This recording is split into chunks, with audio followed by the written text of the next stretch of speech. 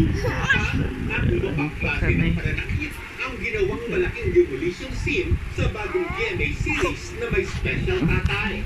Ginagampanan ni Ken ang karakter ni Goyen, isang lalaking may intellectual disability.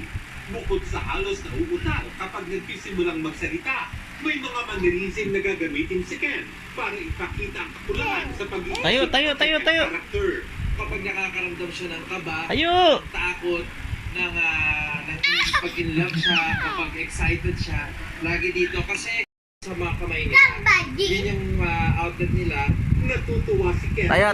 Artista kasama Tayo. sa series. Tayo na yan. Gumaganap bilang kanyang ina. Kasama Tayo nga, rin tayo. sina Bilis. Candy Pangilinan, Teresa Loizaga, Barbara Miguel, at Ana San Agustin bilang Oops. katambal ni Ken. Ayon kay Ken, ang papel niya sa may special tatay ang pinakamahirap na role na kanyang nagampanan.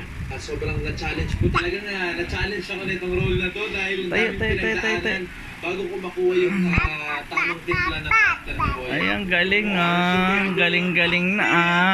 Ang galing ah.